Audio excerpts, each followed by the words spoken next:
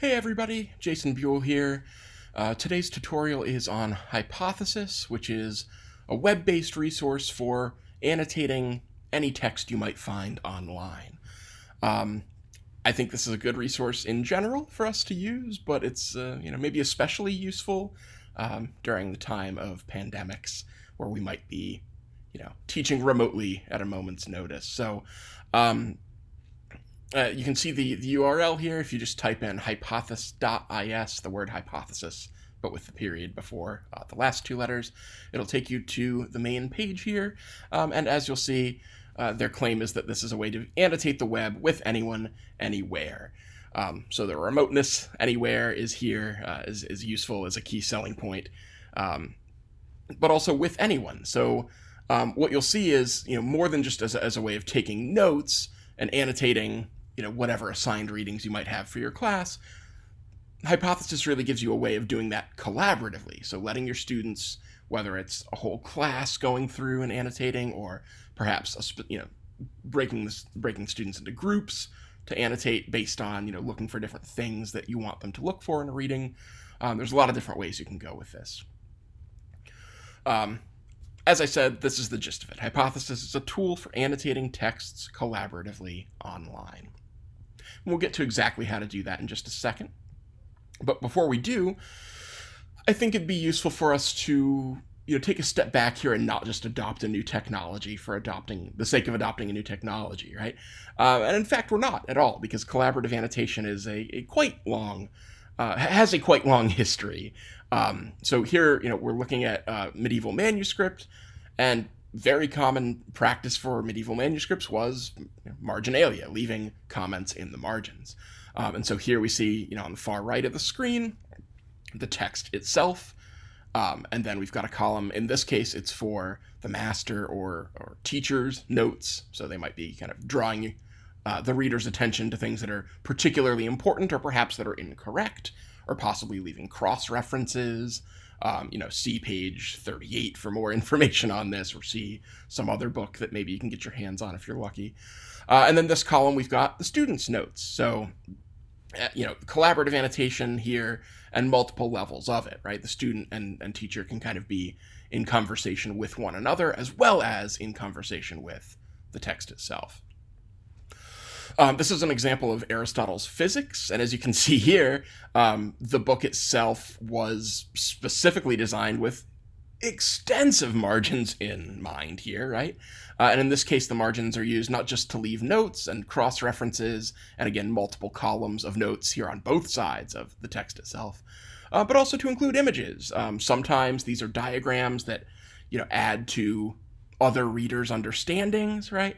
Maybe you're reading the text and all the ideas are there, but if the book itself doesn't have an illustration, maybe it's still a little hard to get your mind around. So, the person reading it or the teacher using it might add an illustration to help, or just add illustrations in for decorative purposes, to bring the text alive, to make it a little bit more memorable. And I think that's certainly the case here with this example.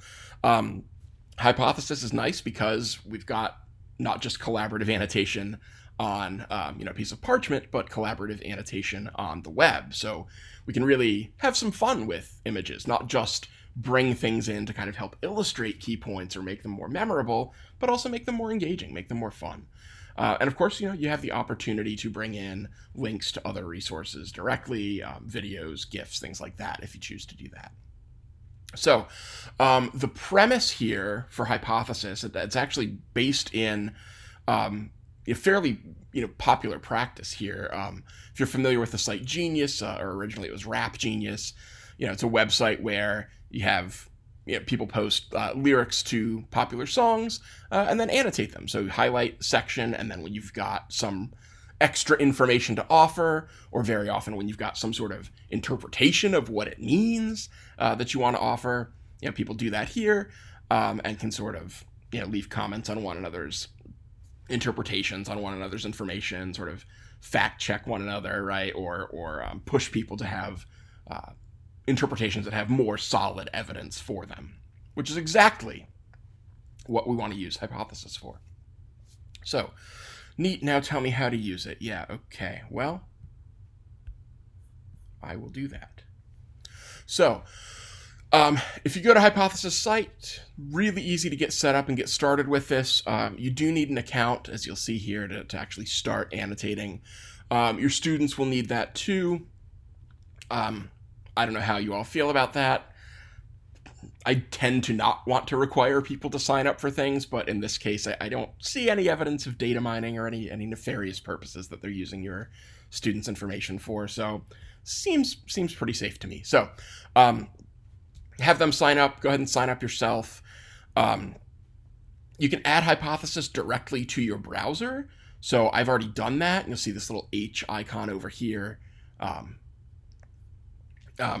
So I'm using Chrome. I've got the Chrome extension. I can't vouch for how well it works on other web browsers, okay? But for Chrome, works like a charm. You just click that Chrome extension. In this case, it's telling me to remove from Chrome because I already have it installed. But if I didn't, that's where you would see Add to Chrome. You just click that. It adds itself right to your browser as an extension. It's as user-friendly as could possibly be. And then step 3, which is the final step here, is start annotating. So go to any web page, or you can even have a PDF or an EPUB file, and then start selecting text and annotating it. If you're using a PDF or EPUB file, you want to make sure that's, first of all, been OCR'd, so run through optical character recognition, right? So you can actually, basically, if you can drag your mouse over it like this, right, and it actually highlights words, then you're good. But you do need to be able to do that, right? If it's processed in a way that doesn't let you do that, then you're not going to be able to annotate it. And then you just need to have it posted somewhere where there's a persistent link that you can send to your students. Okay, so once you've got an account set up, you can just go to your page. I've got my page set up here. And what it'll do once you start annotating is kind of give you everything in a stream, which is pretty handy because then you can keep everything organized for all of your classes, keep all your tags organized. But of course, I'm getting ahead of myself a little bit here. So let's go ahead and look at what annotation would look like in the wild. So here's a website from the Chicago School of Media Theory. They have a resource that's pretty helpful for my upper level courses, which is this keywords document. It's basically a really extensive, I don't even want to call it a glossary, but it's kind of like a glossary. It's like a very, very extensive glossary of all kinds of keywords that might be relevant to a student in media studies. So we've got, auteur, channel, comics, communication, discourse, all sorts of good stuff here. And so what I'm going to be having some of my students do is pick one. This will be a week 1 activity for us for my 400 level class. So for students that I've had before that have had basic level media studies classes, what they're going to be assigned to do is annotate a keyword. So go to this page, pick a keyword that they find interesting or that connects in some way with topics that we've covered, topics that they remember. That's the kicker, right? Topics that they remember from past media courses they've taken. And then, so our week 1 activity, it's going to be basically review. So it's going to be their choice, right? Pick any keyword and then go through and annotate it. In this case, I'm asking for at least 5 annotations, and asking them to use that collaborative practice here to basically just do things that we can use as discussion starters.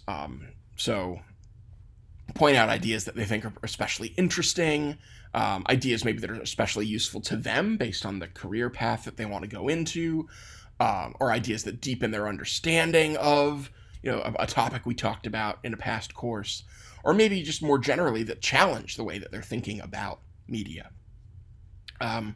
So that's that. And as you'll see here, I've already got a pre-annotation for them. So one of the first things we'll be doing in this class is star studies. If I go to this page, this entry for the star study, you'll see it's just a normal web page, nothing interesting about it at all, from the perspective of using this software. So I do have my Hypothesis extension installed. So what I need to do is click on that, and then you'll see this little bar over to the right-hand side of the screen. If I click this little arrow, that brings out a whole separate tab here that I can use. Now, this is public, which means, and there's nothing here, which means that basically nobody's left any public annotations yet for this. Sometimes you might see stuff here. What I'm wanting to do, because I don't necessarily want their annotations to be public, is I'm setting them for specific classes. So in this case, I've already done a group of annotations here for my 470 film and media theory course.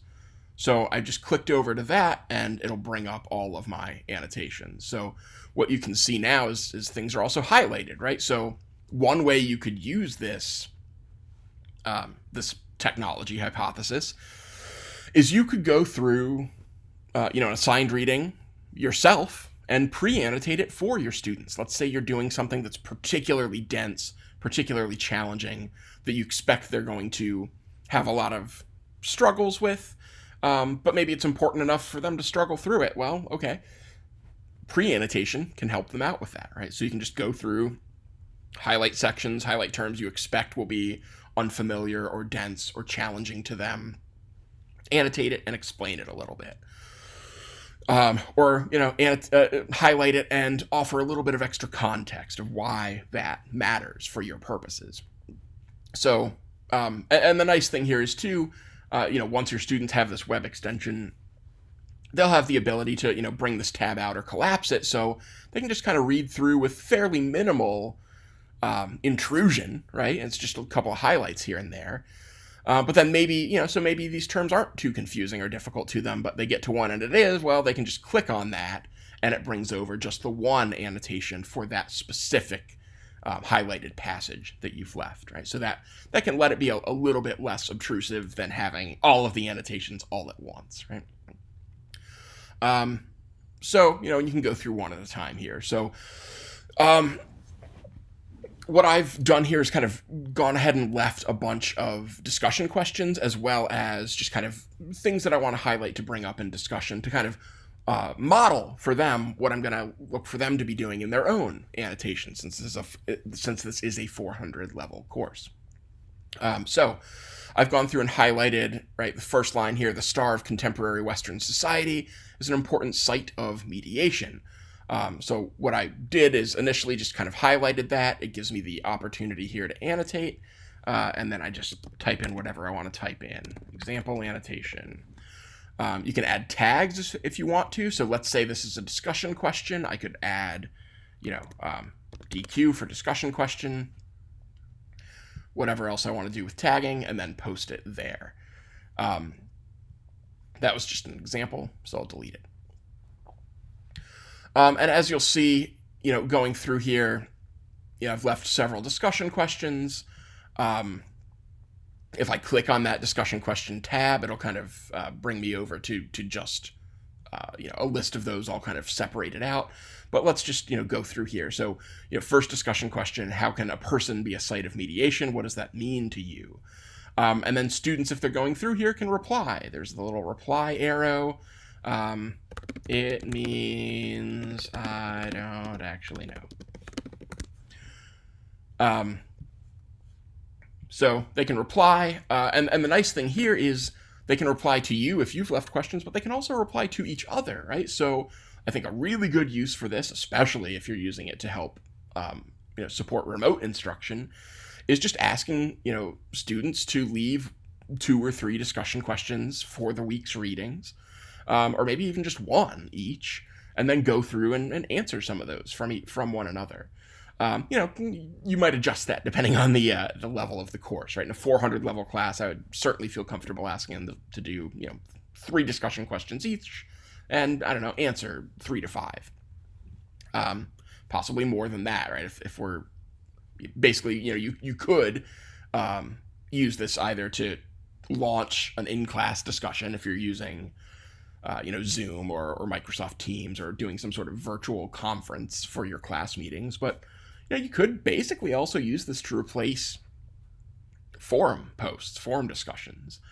The one tricky thing as of right now is grading. So you would have to go through and kind of make note of, how many contributions there are from everybody.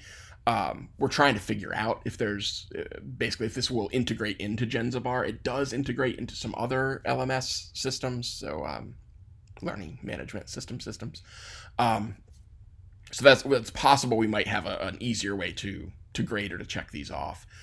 You could also just grade them in aggregate, though, right? Like, treat it as just class participation, and you can kind of just generally make notes of who is not only commenting often or annotating often, but leaving really like good substantive annotations, things that actually help forward the discussion. So, and as you'll see here, right, you can some of these are just kind of for fun, right? Classic Hollywood cinema, just a little GIF from Sunset Boulevard. We are watching that film later in the semester, but here it's just sort of for flavor. Sometimes it's more relevant, right? So later in the article, it's talking about Arnold Schwarzenegger's star status, right? And sort of what that signifies. So just adding in a little visual not only makes the information pop and maybe stick a little bit more, right? Maybe makes it a little bit more exciting and memorable, but then that also gives you something concrete to talk about, right? So we don't just have to think about Arnold Schwarzenegger in the abstract and what his star image signifies, but we can look at this specific image of it and see how, the presence of the gun and the sunglasses and the type of costuming with the leather jacket and the oiled chest and all that, right? As well as, the background and the font used, right? All of those things are kind of feeding into that common understanding, a common signification here of what that star represents. So yeah, that's pretty much that. The other thing I'll add is, you can also, I think I alluded to this before, but you can also separate things out by groups. So, like I said, I'm using basically this groups function to separate out each of my classes. So this will show all the annotations I have if I want to just look at them, individually. And what I can do here is, once I'm in this group for my film theory class, I can click on just that discussion question tab, and then it'll give me just the annotations that I've marked as being discussion questions.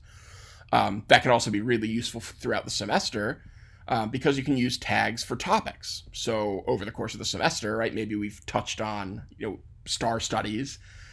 We've had one unit on that, but maybe we've touched on it in several other units. Well, if I'm using these tags for topics throughout the semester, then that will let me pull all of those up in kind of one common stream. And that's helpful, right? Because that puts some of the different assignments, all, different websites that you might be annotating sort of directly into conversation with each other and directly into a stream with each other. You could use the groups function as well, to actually put students in groups so that, I think with a larger class, if you're working with, 20 students or more, this could become unwieldy pretty quickly, right? But for smaller classes, 5 or 10 students, you may not need to do groups. That might be okay. Just kind of having everybody in the same space. In closing here, just a few other ideas that I had for you in terms of how you might apply this technology. One thing that I've seen a lot of other instructors do that I'm going to try out is annotating the course syllabus at the beginning of the semester. This can be a really good way to show students that you value their input and their opinions and, even perhaps their fears or concerns, right? So you might ask them to identify one thing that they're most looking forward to, one thing that they're worried about, and maybe something that's not quite clear to them or that they have a question about. And then that can be useful too because they can start to answer each other's questions, right? You've probably answered some of those questions elsewhere in the syllabus, so maybe they can help each other figure those out a little bit. But also, if they're identifying things that they're concerned about or looking forward to, that's good information for you to have. Especially if they're identifying concerns, right? That might be something that you can go ahead and address right off the bat, right? And maybe that's just as simple as letting them know the importance of, that particular activity and why you're doing it. One idea that I haven't tried out, but that other people seem to think is good and working in their classes is, you could revisit the syllabus annotation at the end of the semester just for a discussion, or also possibly, ask them to kind of go back through, make a second pass on your syllabus and course schedule, and maybe leave some words of advice for future students for the next group that's going to be going through this course. Other things you can do, I just showed you examples of probably the most common thing you would do, which is annotating an article you want them to read. But you could also have students annotate a wiki, Wikipedia page. That might be for an upcoming concept, just to kind of get a taste of the basics of it. It might be for a concept you've already covered. Maybe you want them to identify places where the public-facing knowledge on Wikipedia might maybe fall short of what you learned in class. You could have them annotate a popular article, right? So newspaper, magazine, something like that, right? That connects to a topic you're covering in class. You could have them annotate a radio show, NPR, or podcast. You can't do that directly on the timeline of the audio, but a lot of them, especially NPR, and members, podcasts produced by NPR member stations do have transcripts, so you can have them listen and then leave their annotations on the transcript. If you give students your slides, if you use lecture slides or lecture notes or handouts, you can have them annotate those, right? Again, putting them, you could even just do that as a way to let them be in conversation with one another, right? On those slides, on things that they find confusing or interesting or useful, or just that they want to know more about. You could have them share their own lecture notes. This is something I'm constantly struggling with, is trying to find ways for our students, especially this generation, to make sure that they're kind of taking good, rigorous notes. That seems to be something that's sort of like fallen out of common practice from the time that I was a undergrad myself to today. So I'm trying to find ways to help students really like build those skills and also understand the importance of those skills, not because they're told to do it, but because they see the use of it, see the value of it. So, I think you could use Hypothesis to help with that. Have them, assign somebody to share their lecture notes with, put them in groups and have them share with the group, and then maybe cycle that around, right? So everybody has their notes shared with maybe the whole class, maybe the group, once a week or something like that, or for 1 week out of the semester, right? And then they're all kind of able to leave notes on each other's. Or even just using this as a way to collaboratively take notes in the first place, right? At least that gets them in the practice of taking notes. You could have them annotate an assignment sheet, right? They could use that as a place to ask questions, to brainstorm ideas, anything like that. In terms of generating more engagement, you could have them annotate a poem or lyrics to a popular song, or maybe just something that they already care about. You might find lyrics to a song that connect with something you're talking about in class, or you might make it kind of a scavenger hunt, ask them to go find something that connects with a topic that you're covering, in the upcoming week, or that you've just covered in the past week, and then annotate it. How does it connect? Show me through your annotations. And lastly, as we saw in my example, I think probably the clearest, most direct, kind of easiest way of plugging in and using this is PDFs of readings. You might ask them to identify quotes of interest, explain their importance, make connections to past readings, things like that. You could also use this as a discussion question generating feature. So ask them to develop either questions of clarification or discussion questions, and reply to each other's, right? Sort of replacing a forum or supplementing a forum. Or another approach that I hadn't already mentioned, you could take a jigsaw approach here. So you might, especially if you're doing a longer reading, have the students, in groups or just, number off, and each student is responsible for one section of that reading, annotating it, right? So you're the expert, right?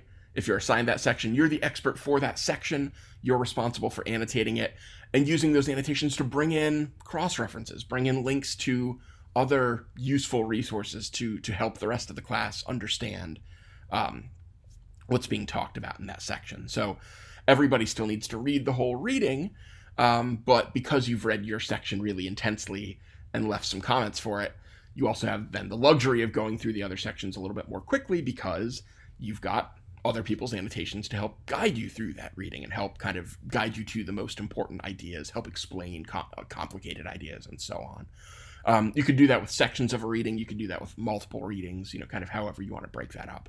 But yeah, That's that. That's Hypothesis.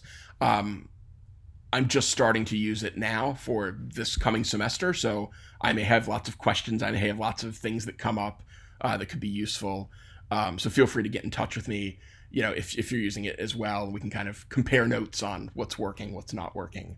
And yeah, that's that. Have a good day. Let me know if you have questions.